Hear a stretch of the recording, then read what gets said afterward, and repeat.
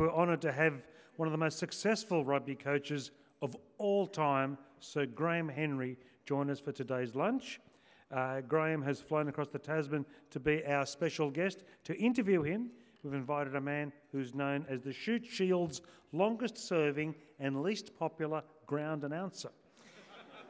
In addition to that, he has worked as a presenter at Lord's Cricket Ground, at the Australian Open Tennis, and at the Hong Kong Sevens, and at the last 4 Rugby World Cups. Please welcome a very good friend of Australian rugby, Andrew Curry, ladies and gentlemen.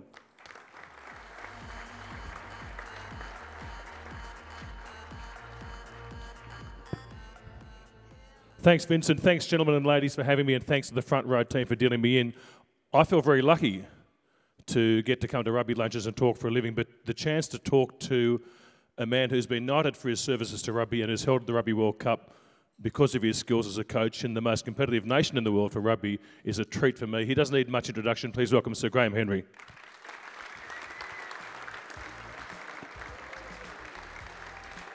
Come out this way. No shortcuts in rugby. Hey, Graham, I saw during the week one of your peers, a very major figure in New Zealand rugby, Brian Lahore, left us. Not everybody in the room will know much about Brian, but why don't we take this chance for you to give a bit of a tribute to one of your predecessors in the role of All Black coach? Well, he was he was living a few days ago, the greatest living All Black and New Zealand rugby person. You know, he coached, well, he played as a captain of the All Blacks in the 1970s. He was highly thought of, one of the great captains of the game. He coached the side, the All Blacks, in 1987, and that was the first ever World Cup, and they won. When I got the job in 2004, the first guy I rang was BJ Lahore, Sir Brian. And I said to him, "Can I come and have a chat to you?" And he thought, "Who's this little wanker?" Little school teacher from Auckland. So I went down there and I said to him, "Would you mind joining us as part of the selection team, the selectors, 4 selectors, and mentor the players and mentor the coaches?" So he's with us from 2004 to 2007. We grew to love him. You know, he's just a fabulous guy and just a great man, apart from being a great rugby player. And he had his funeral yesterday, and I was very embarrassed I wasn't there, but my wife Raymond was there. I was actually in Fiji helping the Canadians, which is challenging. But there was 2,500 people in Masterton. There wouldn't be 2,500 people live in Masterton. And so it was apparently a great send-off. But he was a fabulous rugby person, and we'll miss him. But he had a great send-off.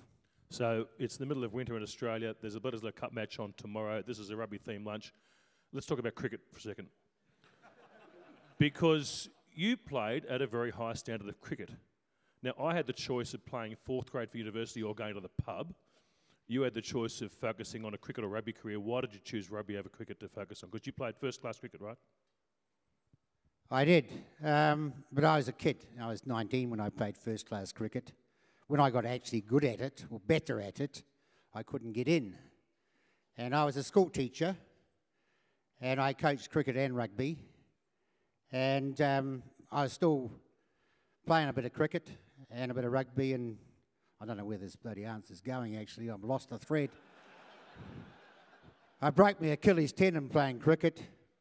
I thought, oh, I will move on and just coach. I had a huge passion for the game of rugby and loved the culture and got into rugby coaching at school level. I was a phys ed teacher, so coaching was part of the deal, I guess. And I just got into coaching, loved it, and got obsessed by it, and I'm still obsessed by it.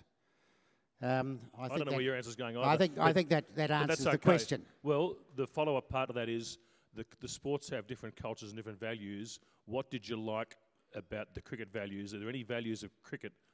I love the rugby values, but are there any values of cricket that might be imported to rugby for our benefit? Oh, I think, you know, you guys are into cricket. Well done on the Ashes tested. You needed a bit of a lift. So they did play well in that first Ashes test, didn't they? But no, you just look at the World Cup final. You know, Kane Williamson, the Black Caps, New Zealand cricket captain, fabulous young man. You know, he's very humble, very talented, very focused, and the team played with his culture, if you like, or his personality. You know, humble, do your best, give it your best shot. Don't get outside your ability, so control your own ego. And that team did exceptionally well. Perhaps a wee bit unlucky in the final, would you agree? Yeah. But they handled it superbly, and I was very proud, and I think 4,500 New Zealanders were very proud of the way Kane Williamson and that New Zealand cricket team handled that loss. They didn't actually lose, but they didn't win the Cricket World Cup. So, you know, we've only got 15 cricketers in New Zealand, and we do okay. I didn't mind that you were robbed. I just wish someone else had robbed you. When you first became a coach, you couldn't have possibly been the full package. How did you assess yourself and decide what you needed to learn to go from being a first-time coach to a seriously good coach?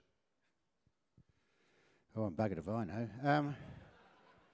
No, I was as I say, I was just obsessed by it, and I was a phys ed teacher, so I had the education to coach, I guess. I think there's a secret here, and we'll just keep it within these four walls, that good coaches coach good teams. Jesus, it's slow, this audience, I guess. I guess I'm in Australia, but I think you've got to go through some adversities to try and get you to your potential. And I had a few examples of that. I coached in Wales. I coached the Welsh team, 98 to 2002. Marvellous experience, but difficult. And I coached the British Lions around about the same time. Toured Australia in 2001, you may remember. And when you get your ass kicked, you learn. And I learned that it wasn't about me. Yeah, I know, I was slow. It wasn't about me, it was about them. And when I learned it was about the players that you coach and they had to be given responsibility and take ownership of the team, I started to get better. So I was lucky enough to get the All Blacks in 2004, and we introduced a team-driven culture, if you like, player-driven culture. Oldies and youngies driving that team together rather than being coach-driven. And then I learned another lesson in 2007. I don't know if you remember, but the All Blacks got beaten in the quarter-final of the Rugby World Cup in 2007 at the Millennium Stadium in Cardiff against the French. 20 points to 18. Hardest day of my life. But we learned that we weren't strong enough mentally, and we had to fix the head, fix the top 3 inches. So a huge amount of work was put into mental skills, mental strength, and what that looked like and how we could use those skills to be a better rugby side. And I think the side has learnt hugely from 2007, and since then won 2 Rugby World Cups.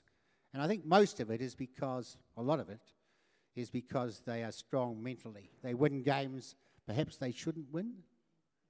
You know, the last time I spoke to an Australian audience was in Brisbane. I can't remember the year.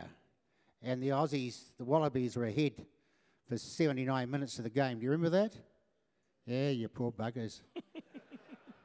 But I was at this lunch the day before, like this one, and I said, the All Blacks will kill you, Wallabies, tomorrow.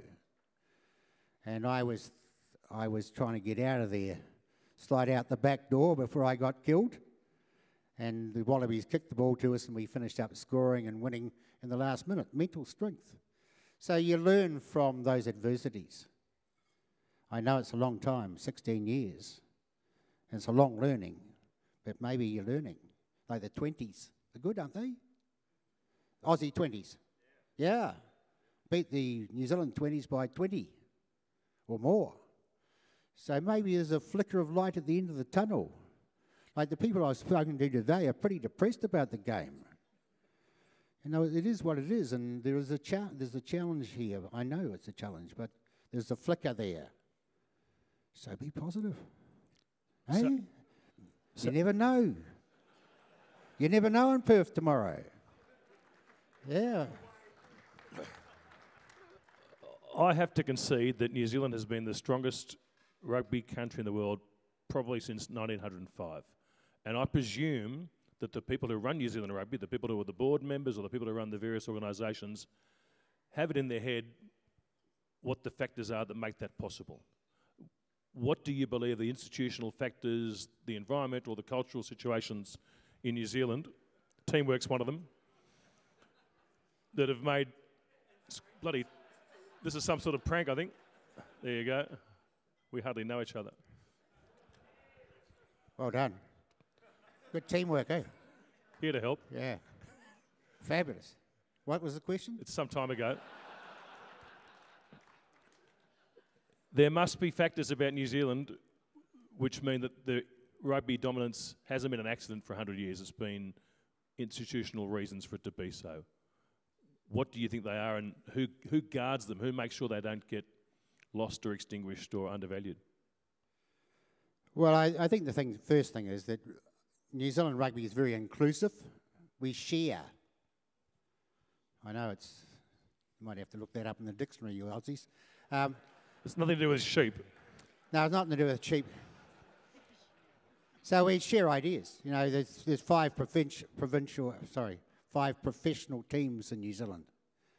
And actually, in fact, they share ideas with the All Black team. So the All Black team is the flagship, if you like, and all the rest of New Zealand rugby is geared for them to be the best in the world. There's a lot of tradition, isn't there? A lot of tradition in New Zealand rugby. Kids play. The secondary school rugby competitions are usually very competitive, and that produces quality footballers. They're usually well coached. I'm just repeating what you know, but Mitre 10 or the provincial game, the professional game, the 5 professional teams and the All Blacks. There's a good stepping stones for at each level, and they're competitive at each level. So good competitions and good coaching and a tradition. The tradition of the black jersey and the silver fern is massive, and the guys today want to add to that legacy of that jersey. And so they will know what has happened in the last 120 years, since the 1905 All Blacks played 35 games and won 34 in Europe. And they will know about those things. So they know it's their turn in the black jersey, and it's their team to fill it up even more than it's been filled up before, and they'll know who's played in that jersey before. So the black jersey is hugely galvanising and inspirational for those young men to play for. I've interviewed a few All Blacks, and I've asked a question I've asked lots of other people who make elite sports teams, and my question has been to them, when you come into the Wallabies or the All Blacks or the Waratahs, whichever team it is, what is the cultural induction? Who sits you down and explains to you or reminds you what it means? Now, I've been told that a bloke coming into the All Blacks has to perform a haka as part of his initiation. I don't know if that's still the case. That's bullshit. Okay. I'll go back to Andrew Mertens and challenge that, but I'm asking you the equivalent question for a coach. It's a good story, Mertz. It was a good story. When you were appointed coach of the All Blacks, is there somebody who says, listen, mate, don't forget what this is all about. This is what we expect of you? No. When I got appointed coach of the All Blacks, I was the only one who was appointed at that point in time. John Mitchell was the coach prior to me, and you guys cost him the job, which is good. I love you for it. 2003 Rugby World Cup, right, out here. That centre. Mortlock, yeah, intercepted and scored under the sticks at the other end. breaks your heart. Yeah, well, I was there. Difficult. But, that's the way of the world. And John was a fabulous coach, a bloody good rugby coach, but he upset people, upset the media, upset the New Zealand Rugby Union, which was good,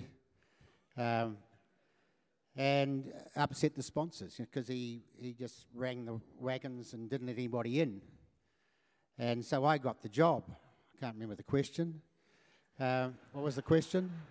When you got the job, who explained what was expected of you. Yeah. So I was the only one. All the rest of the management had gone. So I picked my own management team.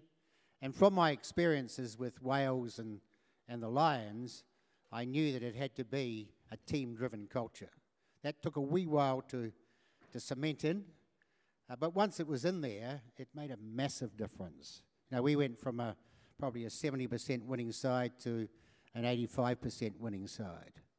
And when you give young men responsibility and ownership, and they've got skin in the action, they'll play not 90, but 110, if you know what I mean. So they just give a lot more. Also, they've got a huge amount of intellectual knowledge about the game. Like I coached McCaw and Carter and those guys. They were okay. They're pretty good players. And they'd played, 100 more test matches than I'd had. And so that intellectual property was fabulous and just galvanising what we needed to do to be the best we could be. So, sorry to interrupt. When you see a New Zealand coach, and Hanson's a classic for this, there is very little emotion betrayed during the match. Mind you, I did see some footage of the 2007 game in France, and you looked a bit cranky, but mostly they don't betray too much emotion. Michael Checker, my Lebanese brother, is much more emotional, and he's visibly emotional outside the change room in full view of everybody. Do you have a view about whether that's the best thing for a national coach to be so obviously sharing his feelings? Oh, I don't give a horse's ass, really. I think you've got to be. I think you've got to be who you are. You've got to be yourself. And if Michael's emotional, he's emotional. Who cares?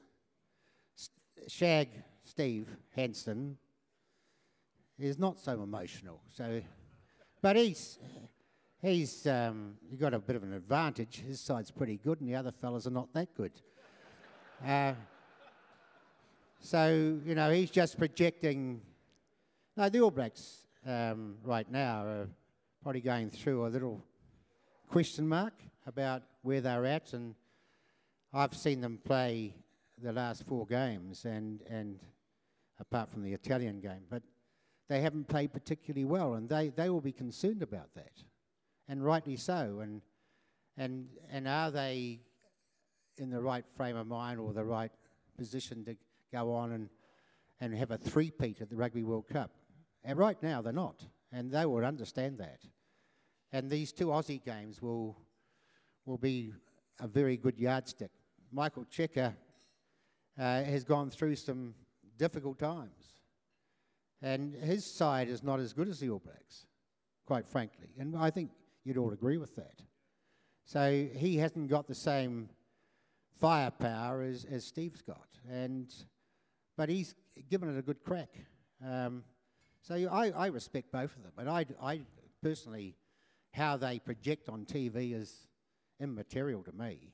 So Steve, just the way they connect with their teams.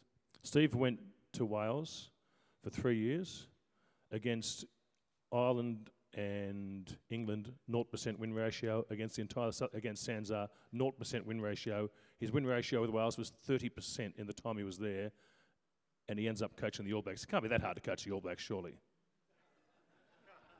Well, Mickey Mouse could coach the All Blacks. Now, look, it's all about, it's when I was there, we set an objective to be the greatest, the GOAT, G-O-A-T, greatest of all time, meaning the greatest All Black team of all time. And we didn't tell our fellow New Zealanders that. It was just part of what we tried to do. So you need a purpose. And we set a culture to try and achieve that purpose, a set of behaviours. I won't bore you with the detail. Recently, after I finished, they wanted to be the best sporting team in the world. And you may think that's a very arrogant objective, but it was real.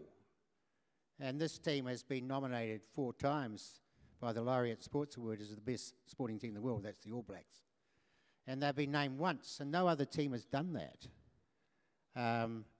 And so they have got huge objectives to try and be the best. There's 170 rugby players in New Zealand. 170,000 rugby players in New Zealand. not like the cricketers. All right? So 170,000, which is a very small number compared with England, for example. And the resources are not high. But collectively, these guys want to be the best they can be and want to be the best in the world. And you can't take that away from them. And hang on a minute. and Steve Hansen and Karen Reid, and before that, Richie McCaw, are really focused on doing that. And so they spend a lot of time making sure they're the best they can be. And I think you've got to respect that. Right now, I think they're going through a little transition period. Will they get through that? We'll find out tomorrow. All right, back to the questions. We recently had a rugby league series here. The Origin Rugby League series here is probably pretty well watched in New Zealand as well, where the Queensland coach and the Queensland team decided in all their press conferences and all their journalist exposures not to even mention the other team. New South Wales weren't mentioned. They talked about themselves. Does that sort of psychological siege mentality have any benefits? No. So, look, quite frankly, you know, all due respects, you know, rugby league is, on the world stage, a pretty minor sport. So you've got the state of origin and you blow it out of all proportion. And who fucking cares? I don't even watch it. And I'm a sports nut. They're just playing amongst themselves. It's a bit like this AFL. Who else plays AFL? Like if you did away with those two sports, rugby would be strong in Australia. Like Raylene Boyle, Raylene Hardcastle. They're not related. Yeah, next question. Look, thanks for putting me back in charge. After the 2011 Rugby World Cup final, on the field, Richie McCaw accepted the trophy, gave a speech, and did not mention France once. After the 2015 Rugby World Cup final, Richie McCaw, given a trophy, made a speech on the field, did not mention Australia once. I go back to the original question. Is or was there some sort of attitude in the New Zealand camp where mentioning the opponent was, for strategic reasons, off limits? No. So why did he behave in a way I've never seen anybody else behave in that situation after a grand final or a match similar? Are you sure about that, Andrew? Sure. Have you done the research? I was at both matches and I've watched the videos. Okay. I wouldn't get up here and put that accusation without a tiny bit of homework. Okay. I've got no bloody idea. Like McCaw is an outstanding human being. I know that you guys think he cheats, but he plays within the law. He's just bloody good at it. The guy, I've got a massive amount of time for the man. Like, he's the best rugby player I've ever coached. Why?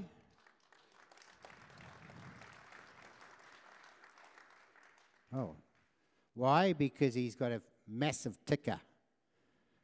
He's brave as hell. And also, I remember I was in Paris with him, and we played the French in 2005. It's quite a long answer, this. And the game's at 9 o'clock at night, and we have to go to a black tie dinner after the game, which all I wanted to do was go and have a Steinlager Pure. I get $500 every time I mention Steinlager Pure. So I want to have a Steinlager Pure, and we've got to go to this black tie dinner, which is bloody boring, and they're speaking in French. So we don't know what the hell's going on. And I'm sitting next to Richie, and I said to him, because I was in education, I said to him, what did you get in, this is the final assessment at secondary school in New Zealand, at that point in time? I know it's a long answer. I said, what did you get in university bursary, Richie? He said, I got 446, Ted. It was out of 500, almost 90% average in the final assessment at secondary school. Top 1% in New Zealand, probably in the top 0.1% in Australia. Just thought I'd mention it. So he's bloody bright. Thank God he didn't ask me what I got. One of the reasons I've stayed involved in rugby so long is for the drinking.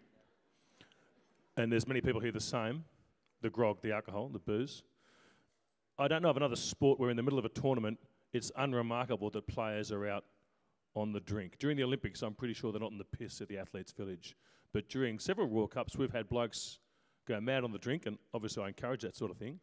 I might need a wine at this point in time. We can arrange that. What colour? Red. No, these boys know. These are my new mates. Yeah. Star Trek. Fucking fantastic. They can deliver wine all over the world. I'm fine, thanks, mate. But there is a drinking culture in rugby. What, in your time as the coach, did you have a policy you can't go out after 9, you can't go out in the piss, you can't go out with this training? Or, as Eddie Jones has said, they're grown-ups, they've got to figure it out for themselves. Where were you on that spectrum? I'm with Eddie. On any other issues? You're leading me to an answer of the question. In 2011, we'd played. I can't remember what happened yesterday, apart from 2011. We were. What you need is a table up here. You know, the next time you have one of these functions. And Israel Dagg and Corey Jane, before the quarter-final of the Rugby World Cup on a Wednesday night, went out and had a couple of beers. And I didn't mind them going and having a couple of beers, but they had a bet. They had these sleeping pills. And I don't know why professional athletes have sleeping pills, but they had a bet how many sleeping pills they'd have. 4 or 5, and Sue would stay awake the longest. How did they go in the bursary exams? Hang on. No impromptu questions. I don't know how they got on in bursary. I'd say they'll be bloody down the bottom end. Anyway, they came back to the hotel holding each other up, and it was us down the road, and there was some media there. It's in the book, you know. You should get the book. It's a bloody good book. Called The Final Word. I don't know if it's available now. I've already coloured it in. Oh, okay. There's always one, eh? There's always one wanker at every function. Anyway, they come back, and it gets in the newspapers. And I'm thinking, Jesus, this is not good. We hadn't won a World Cup for 24 years, and it's all in the newspapers. Anyway, the senior leadership group of the All Blacks, the players, interrogated these kids, and they were shitting themselves about that. If they come and see Ted, they would have sidestepped me and got through, but seeing their fellow players, 7 of them, they were shitting themselves. And anyway, to cut a long story short, we were playing the Wallabies in the semi-final the following week. We picked these 2 guys, Dagg and Jane. You probably remember. The Wallabies had a kicking philosophy. That was when, what was that guy's name who used to be a Kiwi? Quite. Robbie Deans. You know, he was a plant. He was a plant. You know, you don't see the big picture, eh? Like Robbie Deans may have been the Wallaby coach, but he knew his job. Make sure the All Blacks win the World Cup. So he kicked the ball to us all day, and Jane and Dagg went up in the air and diffused the bombs, and we smashed them 22-6 or some bloody thing. But thank God for that. And you know who's taken Robbie's place? You don't, do you? Raylene. You're very bloody slow.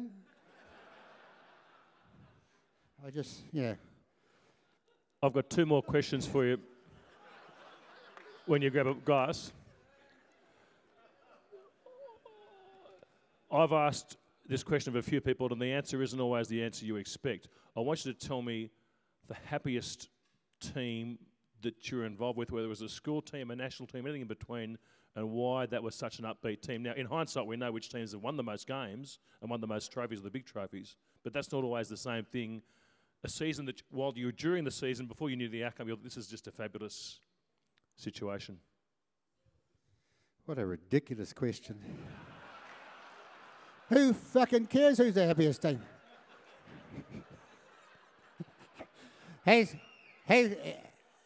We're good mates, you know. We just met. Like, he's going to send me a Christmas card. Look, the happiest I've been was after the 2011 Rugby World Cup final. Oh shit! When we smashed the French 8-7. And thank God we had a decent referee. Quite. Because you just, you know, I was finishing and I was on the gold card. I was a pensioner. Look, I'm 103 now. Not bad for 103. You don't believe me, do you? Anyway, and it was just the peace, the bloody peace. And I saw my wife. My wife's name is Raywin. We're married 50 years next year. She's a very resilient lady. But I just saw her face, and I know what she went through. She spent the first half in the toilet spewing. I know that's not a very nice term, because she was so bloody nervous after 2-7. This is 2-11. And I walked on the field, and we'd made an arrangement for the whole family to get on the field after the game, after we got beaten by the French 2018 and 2-7. And I said to her, look, let's get all the kids on there, and let's have a little cuddle and a celebration. And the first person I saw was her. Well, Jesus, I would just... My hairs on the back of my head still stand up, you know, just the relief on her beautiful face. And then our oldest son, Matt, was in the open stand at the, doesn't matter, but the eastern end of the ground, jumps over onto the playing surface and gets picked up by the police. I thought, this is not good. So I went over and I said, look, hey, that's my son, and we're just going to have a little celebration. They said, who are you? I thought, oh, well. But we had great times after. But no, I was involved with the Auckland Mitre 10 team last year, and they hadn't won for a decade. Canterbury won it all. And we won. And that was a very happy team. Why was it happy? The guys loved coming to work, you know. It was very inclusive. Everybody was treated equally. Alama Eramea Philo Tiatia were the other two coaches. And they just made it a great place to work. You know, they had 4 different teams who competed against each other. As I said, everybody was treated equally. They were very inclusive. They just got people out of their introverted state, if you like. A lot of Polynesian boys in that team who are quite introverted, don't talk a lot. They just got involved and felt comfortable in that environment. So it's about an environment, really. If you can produce an environment that young people enjoy coming to work and have got recognised and have got some say in that environment, you've got something special, and these guys produce something special. Well, you finished with a fantastic, strong note, and it made me think about the awesome work that the Child Fund guys are doing with their Pass It Back program. Let's give them a round of applause.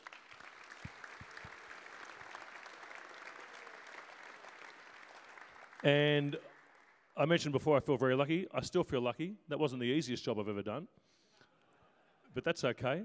I've been very fortunate to have the time, the attention and the patience of the audience and of Sir Graham Henry. Please thank him for his time.